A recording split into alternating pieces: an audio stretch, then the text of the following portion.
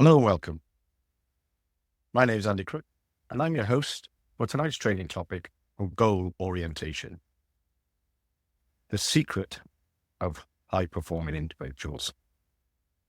My mission is to help carriage owners become more successful in business. How do I do that? I try to go live every week on a training topic in one of the 5 pillars of business as I see it. Tonight, we're in the planning pillar, but we're also across the people and performance pillar, covering one of the secrets of high-performing individuals, and that is goal orientation. So we're going to cover tonight. We're going to look at goal orientation, and then we're going to look at why you need to understand your why and set your objectives. And then we're going to look at a subject that's within goal orientation, and that is the type of goal orientation that you're considering. Is it performance or mastery orientation? And if we get time afterwards, I'd like to tell you a little story about a business owner I was speaking to a little while ago that I caught up with recently, and tell you his story of how this particular topic helped him in his business and continues to help him in his business. So without further ado, let's get on with tonight's training topic, goal orientation. So goal orientation is basically, according to Elliot Rowe. Now, Elliot Rowe is one of the world's #1 mindset coaches in the world of poker. So he works with the top ranking poker players around the world, and he coaches them in and around their sort of mindset and behaviors. Elliot Rowe believes that goal orientation is a key differentiator between people who perform at an average level and those who excel. What Elliot Rowe says is that high-performance individuals don't leave success to chance. They plan for it through specific goals, tracking progress, and they can stay motivated by their purpose, and they continuously need to adapt when needed. And an example of this in the real world, nothing to do with marriages or anything like that, is elite athletes. It's weird, isn't it, that elite athletes always have a coach.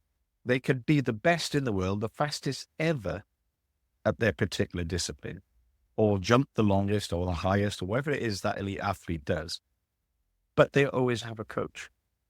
And to think about it, their coach doesn't always need to be better than them. In fact, it'd be difficult if you're the world record holder for your coach to be faster or better than you. So it's not about the actual performance, is it? It's about something else, coaching. And that's what Elliot Rowe talks about. Basically, he says an elite athlete knows their target isn't just to win, but to improve specific aspects of their performance or to execute movements with precision. And to do this, they employ a coach. And the coach is there for a very specific reason, because they aren't just working hard, they are working smart. And the coach is essential for that. Now, we've all heard of SMART goals: specific, measurable, achievable, realistic, and time-bound. So to begin with, we're going to focus on specific, measurable, and time-bound. I'm going to leave the AR out of SMART for a second. And the reason that SMART as a concept has endured for so long is because it just works. But we often talk about SMART goals, and you'll have heard, I've even done a training topic on SMART previously, and you'll hear them explained and how it works, and it all makes sense. But what we're talking about tonight is 2 very different things when it comes to goal orientation. And this is probably one of the most, I wouldn't say it's a guarded secret, but it's a secret that I've discovered in high-performing individuals. I've done a bit of research in this area. The best thing about SMART goals, in my opinion, is the fact that they are measurable. It's the M in the SMART. And I like to think that goal-orientated individuals track their progress rigorously. They break their larger goals into smaller, actionable steps, allowing them to measure improvements regularly. And this builds a sense of achievement, however small, but helps build momentum and confidence. But it also, if things aren't going so well, provides an opportunity to reassess, adjust strategies, and rethink if things aren't going to plan. if you set one big measurable goal and you fail to achieve it, there's not much you can do if you measure it at the end of the period that you set yourself. However, if you set yourself one huge goal, what I call a vision, when you break that down into smaller steps, what you can do is you can measure it regularly. I recommend almost daily, but certainly weekly, monthly, and then quarterly, then annually, then every 3 years, then every 5 years, then every 10 years. That's how I break the big vision down from a 10-year vision all the way down to your to-do list for today. That is always measurable.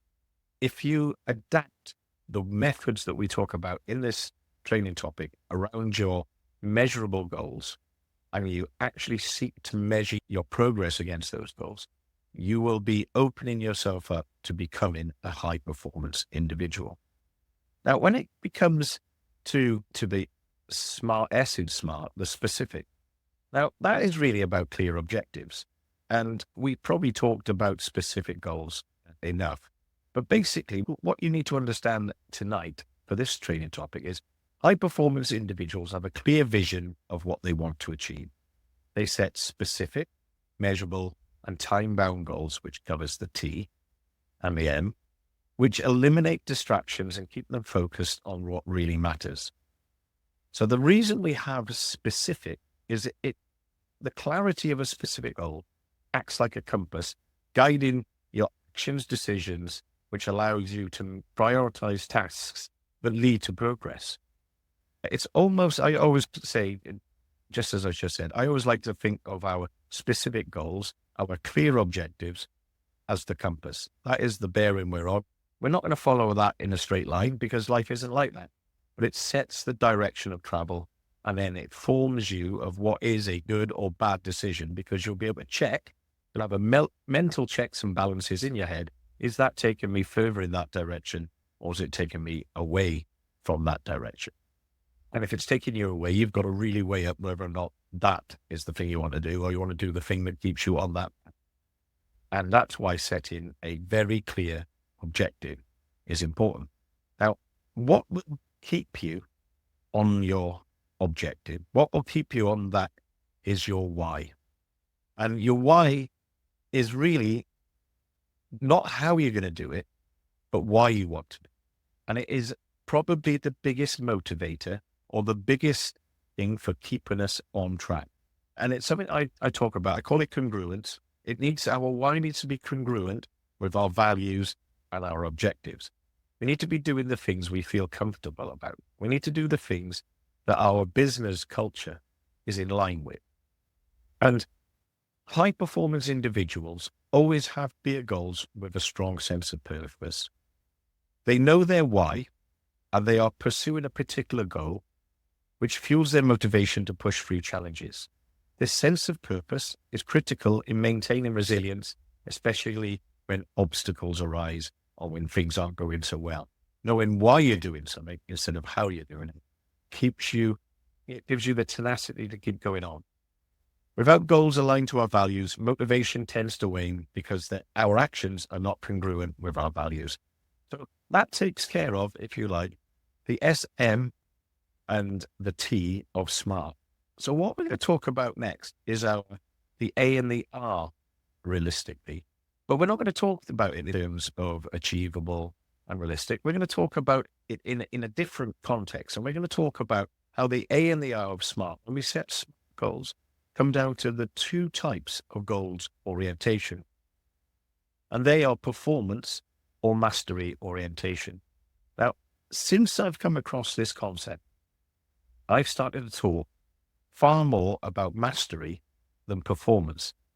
And there's a reason for that. And I'd like to share with it in this training topic with you guys, because what we're talking about here is a clear difference between these two orientations in terms of your goal. Performance orientation defines success or competence by comparison to others, what we call an external metric. But basically what we're doing is we're comparing how we're doing with others, or we're comparing our business with other businesses by external metrics. Okay. When we do this, there are only two outcomes possible. We're either going to be successful or there's going to be failure. And what we call these two things in the performance orientation sphere is it's a approved performance or an avoid performance. And they're the two things that happens. Or it's a negative proof, which are no more discouraging than the other type of orientation, which is mastery orientation. So in contrast, mastery orientation focuses on developing skills and abilities and design and defines success or competence against internal metrics. So what we're doing here is we're comparing ourselves or our business with ourselves. So we're saying we were at this level, we're now at that level. We were able to do that and only that, but now we're able to do that and this.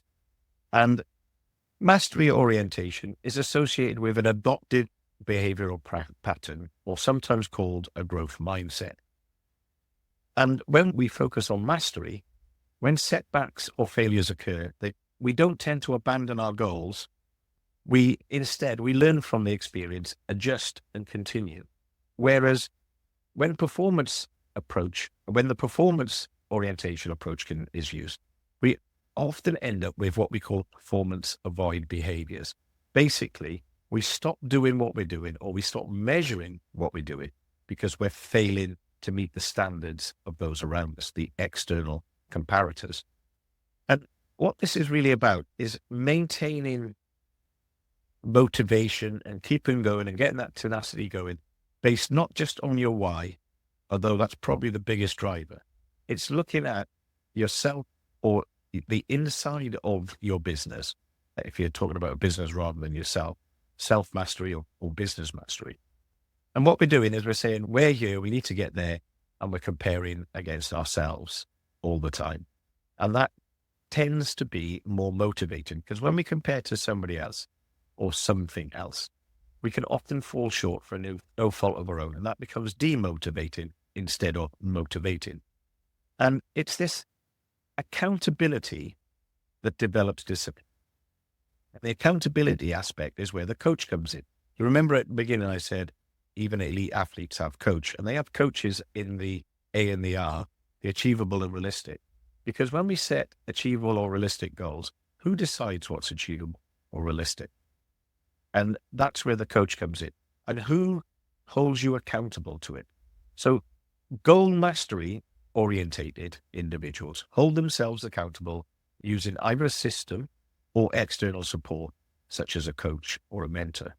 To stay disciplined on track, that's what they need. They need some framework or an external influencer, such as a coach or a mentor. And what they're not afraid of is taking their results, their measurement in every measure, because it's carrying bound the T in SMART. In whatever discipline we're in, we take our results and say, this is where we've got to. And we're not bothered whether we've been successful or unsuccessful. It's not so much success or failure. It's what we've got to do now is we've got to look at how we can learn with a growth mindset, adapt and continuously improve so that we make steady progress. And this develops the necessary discipline to take daily actions. And that's the difference between people at an average level to performing wise and those who excel.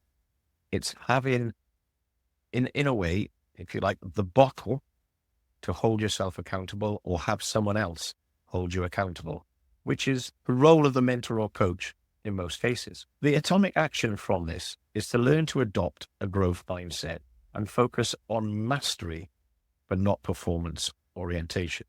And I've got a couple of minutes, so I'll tell you the story of a garage owner I was chatting to not so long ago called Joe. And Joe had big dreams of expanding his business.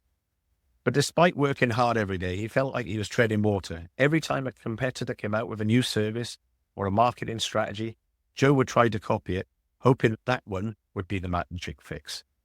And Joe was fed up. Everyone else appeared to be successful. His social feeds were full of successful garage owners and award-winning businesses that made him feel very much the failure. Then he listened to a podcast that explained the difference between high-performing individuals and those who appear to be going through the motions. And after careful consideration, Joe hired a business coach who sat down and asked him, "What are your goals?" And Joe told me I didn't have any goals. I hadn't really thought about it. But I wanted my garage to be successful, to grow. And his coach smiled and said, that's a great start. But for high performance individuals, success isn't vague. It's driven by clear, measurable objectives. So let's break it down. Why do you want to grow your business? How do you define success? And Joe told me that he thought for a while, and it really had to go over this, but he realized he never defined what success meant to him. So the coach explained that the first step for anyone looking to improve performance is to have a clear internal why. Without that, you're like a car driving without a destination in mind. That successful people are goal-oriented because they have a strong internal reason behind their efforts. So for Joe, maybe it was to serve his community, to create a legacy, or to provide a stable life for his family. Understanding the why fuels the motivation to push forward. So Joe understood why he needed to understand his why. So he wanted to succeed. And what did success look for him? Success for Joe, he worked out, was he wanted to retire at 60 and leave some sort of business legacy, or certainly financial legacy, behind for his 2 children. And the coach guided him to set specific objectives. They discussed tangible goals like increasing technician efficiency by 10% in 6 months, adding 2 profitable new services. And they did their research and they came up with air conditioning, especially with the new gas and ADAS, within a year. And they're going to replace less profitable work with these 2 new services, which they worked out was going to be the large stripped down work, clutches, cylinder heads, stuff like that. They were going to taper that off and replace it with 2 new services within the year. And then be in a position, so this is a more midterm goal, to buy the building within 2 years. So they'll be in a position to buy the building within 2 years. And the longer term goal, the financial security for his children, was to own the building in 10. If not this building, a building. And his coach explained to him, it's not about doing more, it's about doing the right things step by step. Successful people set clear, defined objectives and create a roadmap to reach them. So Joe began to feel more confident, but his coach then warned him about the biggest obstacle in his way, which is fixed mindset. He shared with Joe the work of Carol Dweck, explaining how people with a fixed mindset fear failure and often avoid challenges that could lead to growth. On the other hand, people with a growth mindset embrace challenges and see them as opportunities to learn and improve. So his coach told him, some people only want to look good. This is called performance orientation. But if you're focused on looking good, you'll avoid risks and miss out on growth. The real power comes from mastery orientation, where you're focused on learning and improving, if it means stumbling sometimes. Don't worry about perfection, worry about progress. Joe realized that he'd been chasing quick fixes all along just to look successful. But what he truly needed was to embrace the journey of learning and growth. The path to mastery would require overcoming the fear of failure and focusing continuous improvement. Armed with his clear why, some specific objectives, and focusing on a mastery mindset, Joe began to make strategic decisions. He didn't just copy his competitors, he learned from them while developing his own unique services and developing his business in his own way and in his own time. Even when things didn't go perfectly, Joe now saw it as a chance to learn. So I bumped into Joe again this weekend and I asked him how things were going, and Joe told me he felt great. He had stopped comparing his business to everyone else's and was making progress towards his immediate, short-term, mid-term, and long-term goals. Joe had learned the secret of high-performing individuals. He learned the secret of mastery orientation. If I've made you think just a little bit about how you set goals, and especially the A and the R of SMART, then I've probably done my job. Thanks for listening.